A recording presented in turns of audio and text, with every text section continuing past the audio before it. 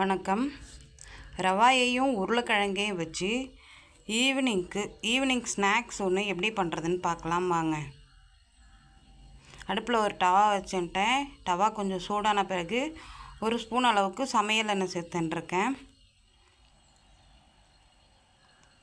இதில் 1/2 spoon chilli flakes சேர்த்துக்கிறேன்.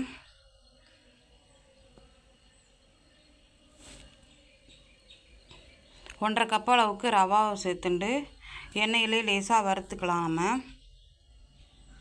பச்சை வாசனை போகிறதுக்காக நம்ம வறுத்துக்கிறோம். லேசாக ஒரு பிரட்டி விட்டுண்டா போகிறோம், ரொம்ப வேண்டாம்.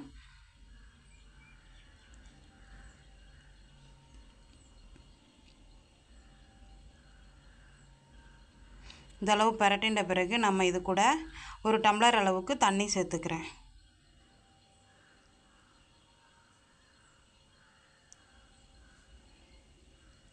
இது இப்போ கட்டி இல்லாத நல்லா கலந்து விட்டுக்கலாம். இதில் நம்ம உப்பு சேர்த்துக்கலாம். இப்போது இந்த டிஷ்ஷுக்கு வேணுங்கிற உப்பு ஃபுல்லாகவே நம்ம இப்போயே சேர்த்துன்ற போகிறோம். நான் 1 ஸ்பூன் அளவுக்கு உப்பு சேர்த்துக்கிறேன். இப்போது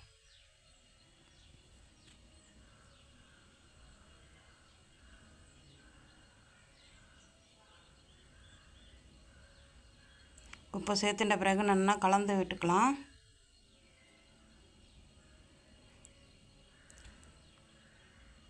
இப்போ தண்ணி ஃபுல்லாக ட்ரை ஆகிட்டு நல்லா வெந்து வந்துடுது. ரவா உப்புமா பதத்துக்கு நல்லா இருக்குது.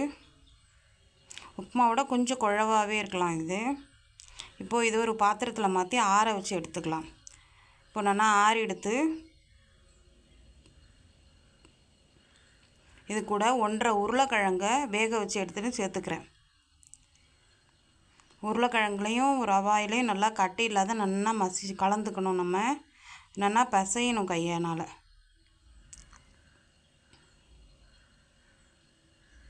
நல்லா பசைஞ்சு சப்பாத்தி மாவு பதத்துக்கு நம்ம கொண்டு வந்துடணும். இதில் நம்ம மேலே திரும்பலாம் எண்ணெய்லாம் சேர்க்க வேண்டாம். கையில் ஒட்டாத நல்லா வரும். அது நம்ம அழுத்தி நல்லா பசைஞ்சுன்றலாம். அதை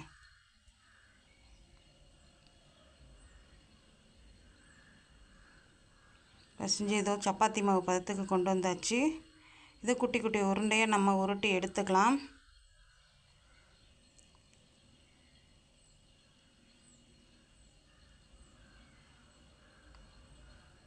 என்னென்னா பசைஞ்சுட்டு சின்ன ஒரு அளவுக்கு எடுத்துட்டு நம்ம சுத்து முறுக்கு செய்கிற மாதிரி செஞ்சுக்கலாம். நாமெல்லாம்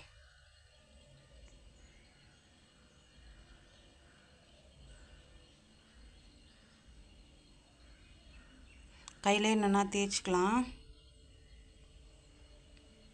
இப்போ சப்பாத்தி கட்டை எடுத்து வச்சுட்டு அதில் வச்சு நம்ம தேய்ச்சி நல்லா மெல்லிஸாக எடுத்துன்னு வரலாம். எவ்வளோ நைஸாக முடியுமோ அந்தளவு நம்ம நைஸாக பண்ணிக்கலாம். ரொம்ப திக்காக இருந்துச்சுன்னா உள்ளெல்லாம் வேகாது. ஸோ நல்லா நைஸாக தேய்ச்சிக்கணும். நம்ம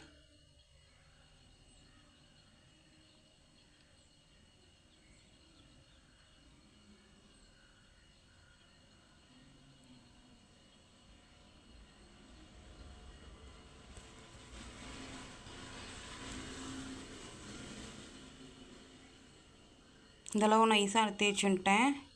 இந்தளவு போகிறோம். இப்போ இதை ஒரு கத்தினால் சின்ன சின்னதாக நம்ம கட் பண்ணிக்கலாம்.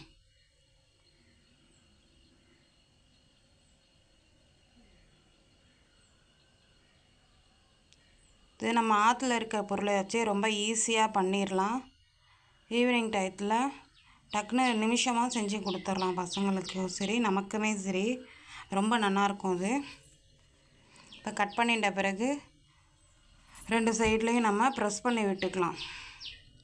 இல்லைனா அது பிரிஞ்சு வந்துடும். ஸோ 2 பக்கமும் நம்ம ப்ரெஸ் பண்ணி விட்டுக்கலாம்.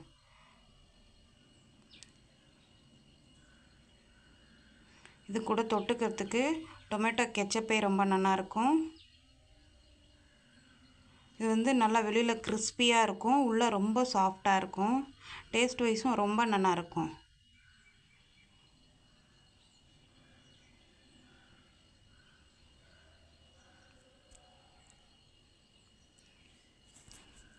இப்போ கொஞ்சமாக ஒரு தட்டுக்கு நான் ரெடி பண்ணி எடுத்துன்னு வந்திருக்கேன்.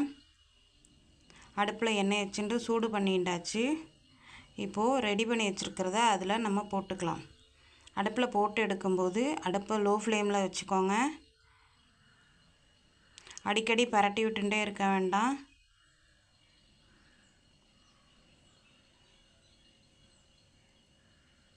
இந்த அளவு கோல்டன் கலர் வந்தோடனே நாம் இதை எடுத்துடலாம். இது கூட டொமேட்டோ கெச்சப் வச்சுட்டு சாப்பிட்றதுக்கு ரொம்ப டேஸ்ட்டாக இருக்கும்.